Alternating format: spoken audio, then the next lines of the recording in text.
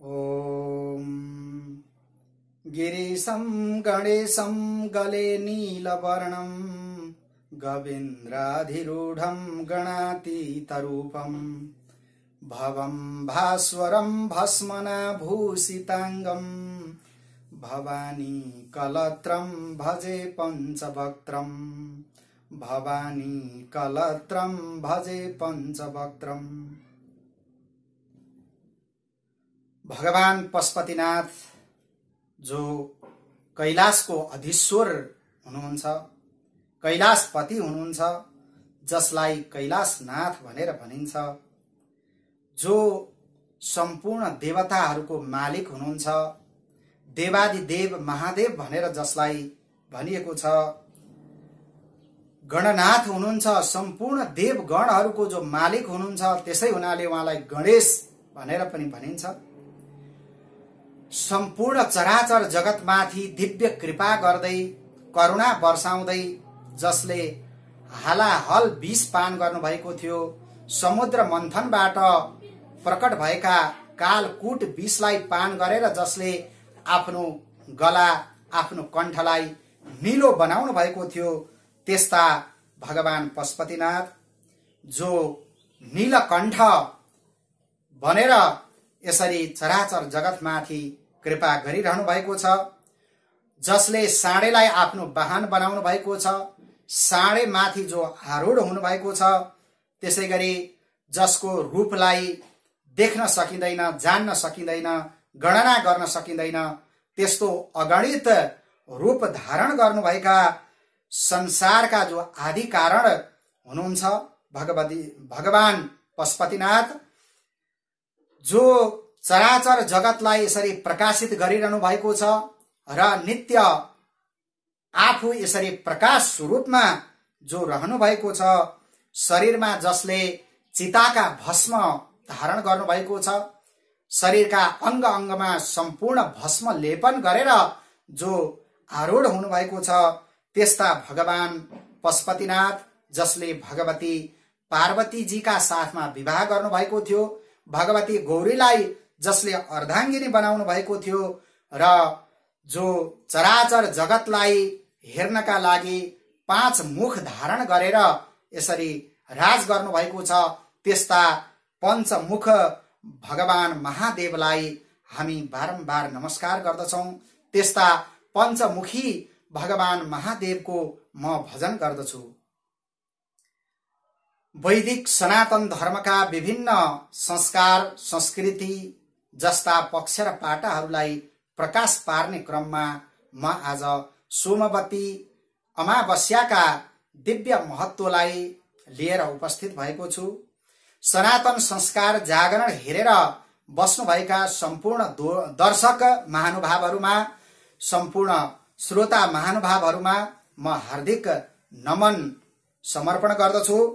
आउनुहोस्, आज हामी सोमबारे औँसी अर्थात् सोमवती अमावस्याका सम्बन्धमा केही चर्चा गर्नेछौं। औँसी भन्ने बित्तिकै पितृहरूको पूजा हामीले बिर्सनु हुँदैन। पितृहरूको पूजा गर्ने, आराधना गर्ने, पितृहरूको श्राद्ध गर्ने, तर्पण गर्ने परम पावन दिनका रूपमा हामीले औँसीलाई लिएका छौं। औँसीलाई ज्यादै पावन दिन हो भनेर शास्त्रमा उल्लेख गरिएको छ। त्यसो भएको हुनाले पितृहरूलाई हामीले यस दिन उपासना गर्न सक्यौं भने उहाँहरूले परम तृप्ति प्राप्त गर्न सक्नुहुन्छ भन्ने यस्तो शास्त्रमा बताइएको छ। लोक व्यवहारमा सोमबारे औँसी भनेर केवल बिहानै प्रातःकालमा उठ्ने र नबोलिकन स्नान गर्नुपर्दछ भन्ने यस्तो कुरा प्रचलित छ। यति मात्रै नभएर यो सोमबारे औँसीका दिन हामीले भगवान पशुपतिनाथको दिव्य आराधना गर्न सक्यौं, भगवान पशुपतिनाथको पूजा गर्न सक्यौं, उपासना गर्न सक्यौं भने हामीले भगवान चन्द्रमौलीश्वरको दिव्य कृपा प्राप्त गर्न सक्दछौं भन्ने यस्तो कुराको संकेत शास्त्रहरूमा पाइन्छ। सोमबारे औँसीलाई अत्यन्त परम पावन दिनका रूपमा हेरिएको छ। सकेसम्म हामीले मौन भएर यस दिन व्रत धारण गर्न सक्यौं भने त्यो ज्यादै उत्तम हुन्छ भनेर बताइएको छ। यसरी दिनभरि मौन भएर रहन ज्यादै कठिन पर्ने भएको हुनाले कमसे कम स्नानभन्दा अगाडिसम्म हामी मौन रहनु पर्दछ भनेर यसरी लोक व्यवहारमा यसरी मौन स्नान गर्ने यो प्रचलन चलेको देखिन्छ। सोमबारे औँसी ज्यादै पवित्र दिन भएको हुनाले यस दिनलाई तन्त्र मन्त्र इत्यादिको सिद्धि गर्ने दिनका रूपमा पनि लिएको छ र स्नान र दान गर्दाखेरि यो दिनको स्नान र दान अत्यन्त अक्षय पुण्य दिने हुन्छन् भनेर यस्तो संकेत गरिएको छ। सोमबारे औँसी विशेष गरी सौभाग्यवती स्त्रीहरूले यस दिनको व्रत धारण गर्नुपर्दछ भनेर शास्त्रमा बताइएको छ।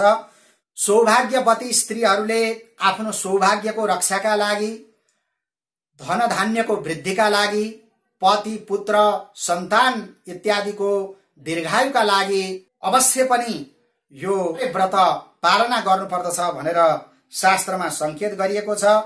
यस दिन व्रत गरेर भगवान शिवको पूजा अर्चना गरेर भगवान शिवको गुणानुवाद गरेर बिताउन सकिन्छ र सकेसम्म पिपलका वृक्षमा जलहरू चढाउने, भगवान शिवको उपासना गर्ने, भगवान शिवको पिपलका वृक्षमा गएर पूजा गर्ने र पिपलको वृक्षलाई 108 परिक्रमा गर्ने, 108 किसिमका फलफूलहरू चढाउने र यसरी भगवान शिवको आराधना गर्ने यस्तो किसिमको कर्म सम्पादन गर्न सकियो भने अक्षय फल हामीलाई प्राप्त हुन्छ। मूलतो ब्रह्म रूपाय मध्यतो विष्णु रूपिणे अग्रत शिव रूपाय चाश्वथाय नमो नमः भनेर जुन पिपलको वृक्षलाई हामीले पूजा गर्दाखेरि भन्ने गरेका जुन दिव्य मन्त्र छन्, यी मन्त्रमा जो मूलमा भगवान ब्रह्माजी बस्नु भएको छ, त्यसैगरी मध्यमा भगवान नारायण राज गर्नु भएको छ र पिपलको अग्रभागमा जुन भगवान चन्द्र मौलीश्वर राज गर्नु भएको छ, त्यस्ता भगवान पशुपतिनाथको पूजा सोमबारे औँसीका दिन गर्नुपर्दछ भनेर बताइएको छ। यस दिन सकेसम्म मौन भएर रहनु पर्दछ, स्नान दान श्राद्ध इत्यादि गर्नुपर्दछ र जुन सूर्य ग्रहण गर्दाखेरि स्नान दान त्यसैगरी श्राद्ध तर्पण इत्यादि गरेको जस्तो किसिमको अक्षय फल प्राप्त हुन्छ भनिएको छ, त्यस्तै फल सोमबारे औँसीका दिन गर्न सकियो भने प्राप्त गर्न सकिन्छ भनेर यस्तो संकेत गरिएको छ। पुष्कर योगमा जस्तो किसिमको स्नान दान श्राद्ध इत्यादिको दिव्य महत्व बताइएको छ, त्यस्तै महत्व सोमबारे औँसीका दिन गर्न सकियो भने यस्तो दिव्य फल प्राप्त हुनेछ भनेर यस्तो संकेत गरिएको छ।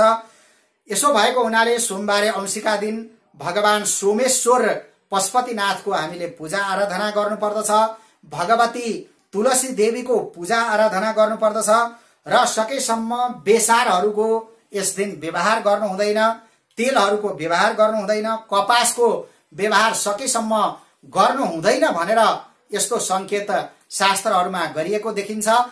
यसरी भगवान शंकरलाई हामीले प्रसन्न गराउनका निमित्त भगवान पशुपतिनाथका दिव्य गुणानुवादहरू स्तोत्रहरू गर्नुपर्दछ।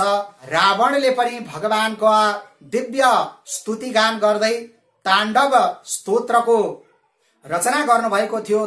ताण्डव स्तोत्रलाई हामीले यस समयमा पाठ गर्न सकिन्छ। शिव ताण्डव स्तोत्रका दिव्य श्लोकहरूको उच्चारण गरेर भगवान पशुपतिनाथको हामीले प्रार्थना गर्न सक्छौं। यस दिन यसरी भगवान पशुपतिनाथको दिव्य आराधना उपासना गर्नुपर्दछ। सोमबारे औँसीका दिन जटा भुजंग पिंगल स्फुरत फणा मणि प्रभा कदम्ब कुंकुम द्रव प्रलिप्त दिग्बधु मुखे मदान्द सिन्धुर स्फुरत्वगुत्तरीय मेदुरे मनो विनोद मद्भुतम विभर्तो भूत भर्तरी।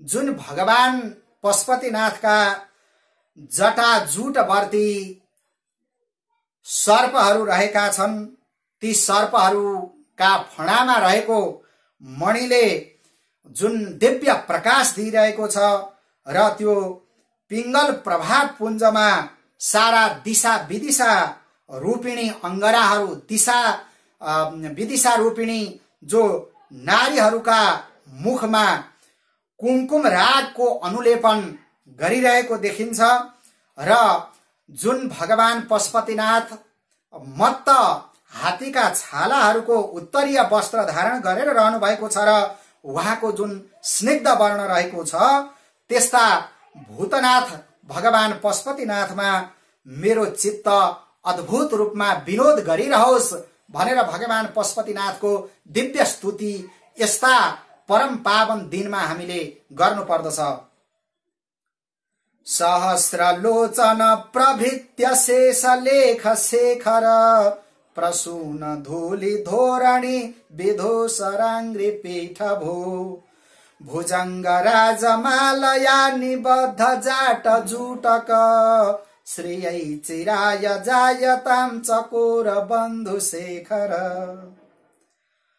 जुन भगवान पशुपतिनाथका चरणार बिन्दहरू रहेका छन्, जुन चरणार बिन्दमा इन्द्र आदि गरेका सारा देवताहरू जो आएर नतमस्तक हुनुहुन्छ, उहाँहरूले आएर भगवान पशुपतिनाथका चरणार बिन्दमा जब शिर झुकाएर प्रणाम गर्नुहुन्छ र उहाँहरूले शिरमा लगाउनु भएका जुन फूलहरूका केशरहरू हुन्छन्, ती केशरहरूद्वारा जुन भगवान पशुपतिनाथका दिव्य चरणार बिन्द धूसरित बन्दछन् ती केशरहरूका धुलाले, र जुन भगवान पशुपतिनाथले दिव्य हार लगाउनु भएको छ, नागको माला, र जो सम्पूर्ण नागहरूको राजा शेष हुनुहुन्छ, शेष नागलाई जसले हार बनाउनु भएको छ, माला बनाएर लगाउनु भएको छ, र त्यसरी जटा जुटधारी जसले आफ्ना जटामा चन्द्रमालाई धारण गर्नु भएको छ र जसको अत्यन्त पवित्र नाम भएका छन् चन्द्रशेखर भन्ने, त्यस्ता भगवान चन्द्रशेखर मेरो श्रीको साधक हुनुहोस्, मलाई चिरस्थायी सारा धन सम्पत्ति वैभवहरू दिने यस्तो किसिमको दिव्य कृपा भगवान पशुपतिनाथले गर्नुहोस् भनेर यसरी दिव्य प्रार्थना भगवान शङ्करजीको सोमबारे औँसीका दिन हामीले गर्नुपर्दछ। यसरी भगवान पशुपतिनाथको दिव्य उपासना गर्दै र भगवान पशुपतिनाथलाई आराधना गर्दै हामीले सोमबारे औँसीलाई बिताउन सक्यौं भने भगवान पशुपतिनाथको दिव्य कृपा हामीलाई प्राप्त हुन्छ। चन्द्रमौलीश्वर भगवानले हामीलाई दिव्य ज्ञान प्रदान गर्नुहुनेछ र त्यो ज्ञानको माध्यमबाट हामीले संसार भव जन्जाललाई सजिलैसँग पार गर्न सक्नेछौं भन्ने यिनै मेरा प्रस्तुतिहरूलाई यहाँहरू समक्ष प्रस्तुत गर्दै यी मेरा वाणीहरू भगवान चन्द्रमौलीश्वरका चरणार बिन्दमा समर्पण गर्दछु। ओम नमः शिवाय।